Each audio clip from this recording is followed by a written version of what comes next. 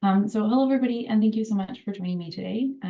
From Avoidance to Action, a call for open dialogue on hate, harassment, and extremism in the gaming industry. We're thrilled to have our research as part of the Ethical Games Conference. I'm Dr. Elizabeth Kilmer. I'm a clinical psychologist and a researcher with Take This. Before we jump into the research, I want to spend a second to acknowledge the organizations that made this work possible. So Take This is a 501c3 nonprofit organization and is the oldest mental health nonprofit to serve the game industry and gaming communities. And the research I'm discussing today is part of a larger project between Take This, Middlebury University, and Logically. It's funded by a grant from the Department of Homeland Security.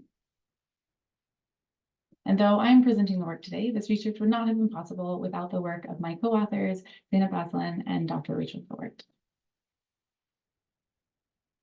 So to effectively address how to combat hate, harassment, and extremism in gaming spaces, it's important to understand why digital gaming spaces are appealing to extremist actors.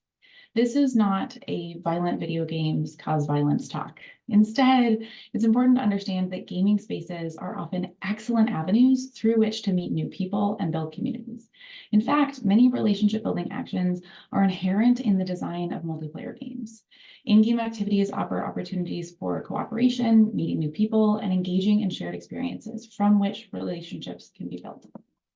Games also offer low-stakes social practice and opportunities for meeting other people. Now, once relationships started to form through experiences playing together, game-adjacent platforms like Discord, Twitch, and Reddit can provide further opportunities for connection and relationship building.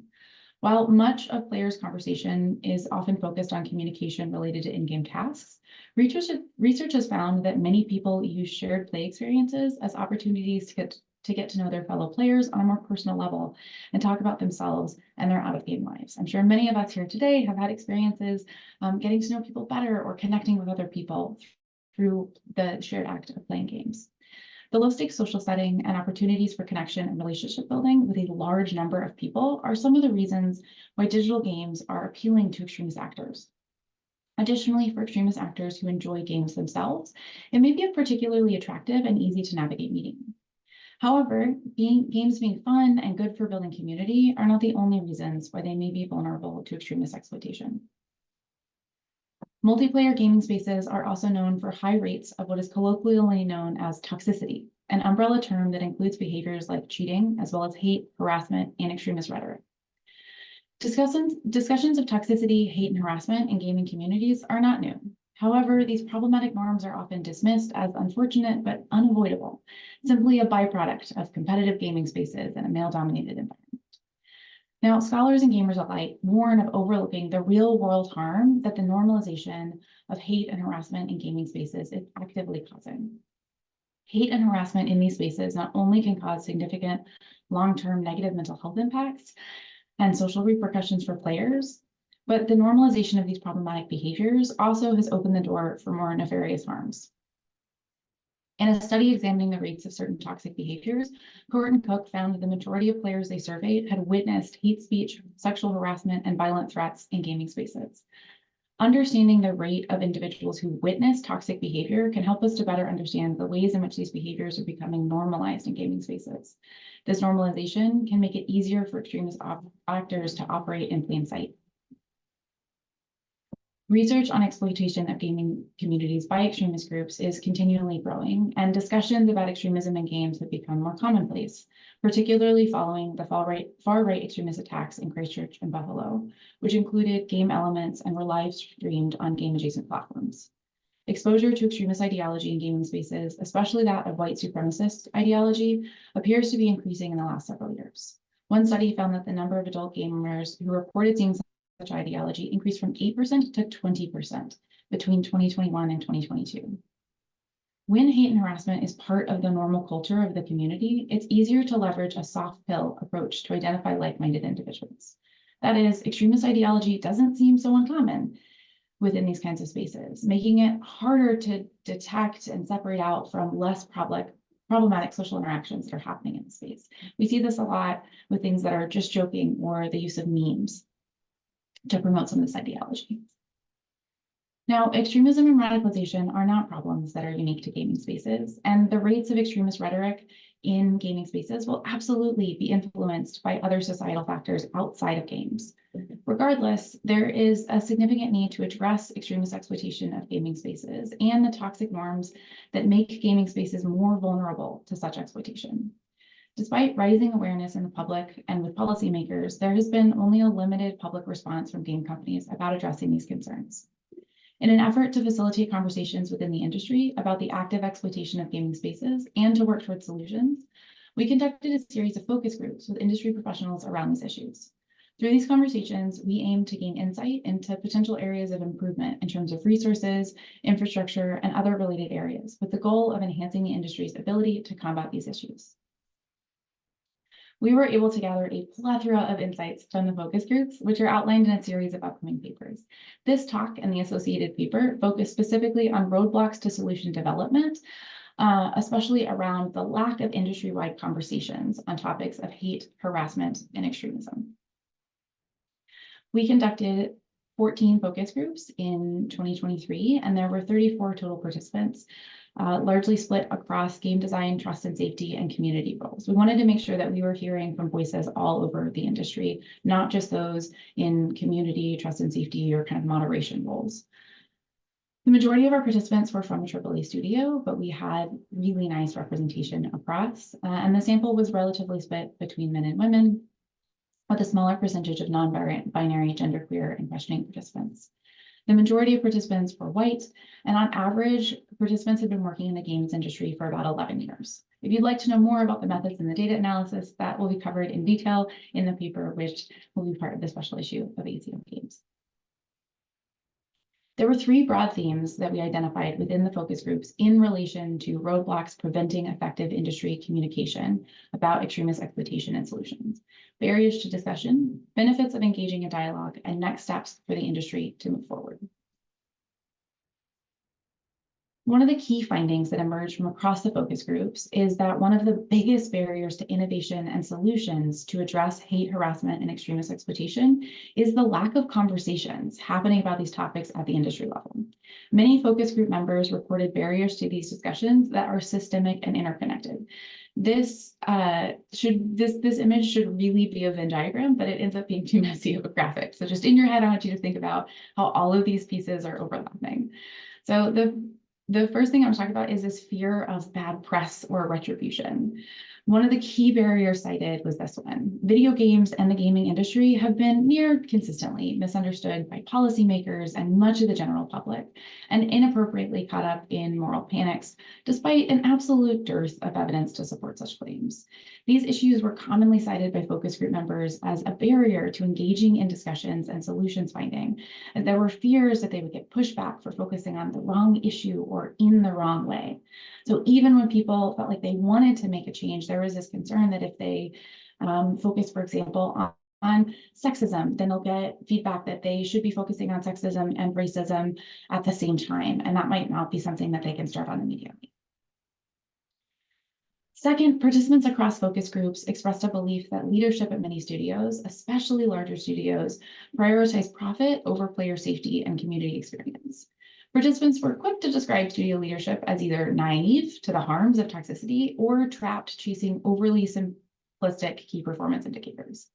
These characterizations of leadership may contribute to the stagnation of progress, as developers may not feel they have the level of expertise needed to educate leadership, nor the power to push back against established budgeting priorities. Now, even when studio leadership cares deeply about issues of hate, harassment, and extremism, this may not be clear to their staff and the larger community. Members of studio leadership who participated in the groups reported being plagued by the same challenges outlined by focus groups at large: fear of bad press, lack of expertise, and learned helplessness, as well as concerns about resource allocation. It's clear that many industry members hold significant concerns about cross-industry leadership's ability to prioritize and effectively reduce toxicity. This lack of prioritization in leadership was identified by participants as at least partly stemming from the lack of diversity in game industry leadership. When leadership in studios continues to overwhelmingly consist of those least likely to be the individual targets of hate and harassment, this may hamstring a studio's ability to consider the topic, much less make plans to address it. Further, participants consistently noted a lack of training and expertise they felt was needed to discuss, much less address, hate, harassment, and extremism. This was commonly reported even by participants in roles that require they come in contact with such issues, such as community management and moderation roles. Neither new nor experienced game devs were reporting comfort or competence in this area. Now, with all the reported fears and barriers, you might expect that the focus groups were depressing and stilted, with participants hesitant to speak up. This could not have been further from the truth. Though participants expressed frustrations and fears within the group setting, the mood observed in participants by the researchers at the conclusion of the group was almost universally marked by a sense of camaraderie and increased hope. Almost every participant who engaged in the focus group commented in the group or on the exit survey following how valuable they'd found the focus groups to be. Even though these groups were designed to gather information from participants, they weren't designed to be a supportive intervention. Participants described the focus groups as validating, helpful, encouraging, and insightful. Participants noted the importance of continuing and expanding on open, safe, and productive conversations about reducing hate, harassment, and extremism in games. These responses highlight the importance of conversations like these focus groups, and also suggest many industry members lack spaces in their professional settings to discuss and learn about these issues, which may further contribute to the experiences of learned helplessness discussed earlier. Participation in the groups also created opportunities for participants to expand their professional support networks. Several participants exchanged contact information and planned to keep in touch to continue to communicate and connect around these topics. Though there are legitimate barriers to productive conversations about creating safe gaming spaces, some fears about the conversation may be misplaced. Instead of further demoralizing industry members, thoughtful, safe conversations about challenging topics can bring developers together over a shared goal and increase hope. Now, thinking about industry next steps, focus group participants emphasize the importance of collective action in the industry to increase the safety and effectiveness of conversations and solutions to address issues of hate, harassment, and extremist exploitation. In particular, they expressed a desire to see those with the most power, so those in leadership roles and AAA studios, or those who are seen as directly relevant to their role or mission. So the Electronic Software Association, the Fair Play Alliance, to be some of the first to step up to standardize prioritization of community and safety across the industry. Group members also expressed a need for more research, both around how to reduce toxicity, as well as how to better understand the impact of toxicity on the bottom line. One of the most requested next steps was more training and access to resources for developers across roles. We found that even some of the resources that are currently available, such as some of the ones released by the Fair Play Alliance, weren't particularly well known across the entirety of our sample, even those in which some of those resources would have been directly relevant. Now, though we've learned a lot in these focus groups, there were a few key potential limitations. First, because focus group conversation was heavily influenced by participants, and this was by design, not all groups covered the exact same topics.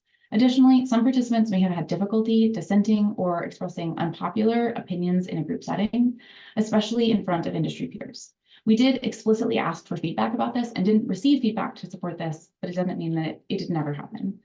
We also had limited engagement from developers at some of the studios responsible for some of the largest multiplayer games. When we did receive feedback for why people weren't participating, it typically aligned with the concerns addressed in the focus groups about speaking out about this topic. So we do seem to be on the right track there.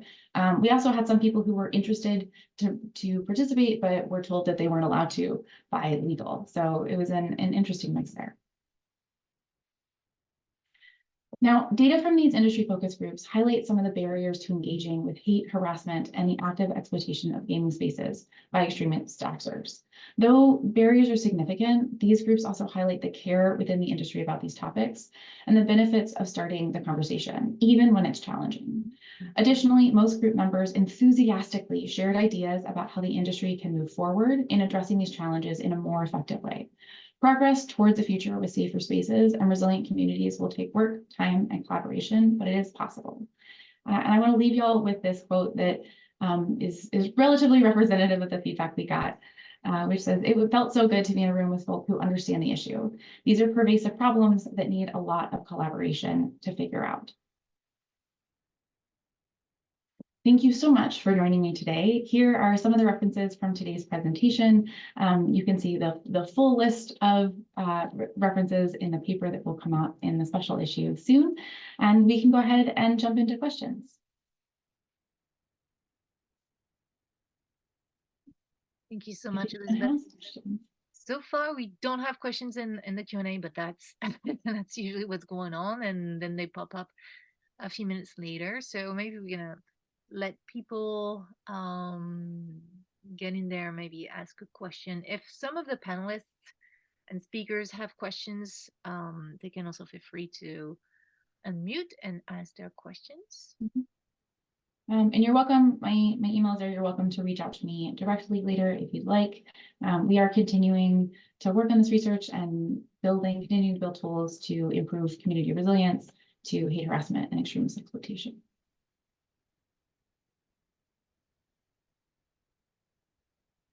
While we wait, how would you recommend, starting this conversation with game developers? There were like a question in the chat from July. Are there working groups going on? That's a great question. We don't currently have any focus groups that are currently running. We have some plans in the works for a couple of kind of summits. We also have actually where I really recommend starting is we have some workshops that are going to be developed or they're going to be delivered in the next year that is based largely off this research, as well as with in concert with some other research and literature in the area. And so these workshops will help teams, so this could be for an individual studio or across studios, help teams kind of understand how this is showing up in their own studio, what are solutions or ideas that they can come up with that are aligned with the values of the studio in terms of addressing some of these issues. So figuring out what are the tools that they already have that are working, providing some more of that education around hate harassment and extremism and detection of hate harassment and extremism, and then helping them start these conversations, facilitate these conversations moving forward. So if you are interested in those workshops, you're welcome to send me an email as well. We have a question from Hannah. What are some of the approaches were suggested to prevent hate and harassment apart from open dialogue? Yeah, this is a great question. So in terms of the approaches to prevent hate and harassment in games themselves, open dialogue is great. That's often what we're recommending for the studios and games industry. A lot of this has to do with increasing effective moderation tools, thinking about community guidelines and designing for more pro-social player interaction, enforcing the rules that studios already have about addressing hate and harassment. Some of this has to do with shifting community norms, shifting away from this idea that toxicity is just going to happen and there's nothing we can really do about it, shifting away from this idea that toxicity is not necessarily that big of a problem, kind of ignoring some of the real world harms. Is there some data that you would love to get from studios that can help in your research? Oh my gosh, I would love to get so much any data from studios. I think a lot of studios may already have the ability to start to examine how toxicity is negatively impacting their bottom line, or how different changes in their moderation and community tools are impacting player engagement. We have seen some of this happen. Natasha Miller has talked about some of this before in terms of reporting tools and how that has changed. There's some other members of the Fair Play Alliance, but continuing to have this information and see it on a little bit of a bigger scale would be amazing. I can totally understand that a lot of studios want to keep certain information proprietary, but I think there are some pieces that are more likely to help shift the kind of work in the industry as a whole that ultimately I would hope would end up saving studios money if they're willing to collaborate around that research. Man, it's a common wishful thinking from a lot of research. Yeah. We love, like, if you have a studio, connect with researchers. They would love to look into your data, and so that we can have proper guidelines and advance all this research. I don't see other questions. Yeah, Jen had a comment about with regulatory efforts, data might start being more available as transparency becomes more of a norm. That would be awesome to see. There are some studios that have started to release transparency reports. Some of them are more useful than others, but that kind of push for transparency can be really helpful. One of the big concerns people said is, well, if we release our numbers and our numbers are maybe fine, but they're the only numbers released, then people are going to assume that we're the worst. So that need for a kind of communal decision to release some of these transparency reports.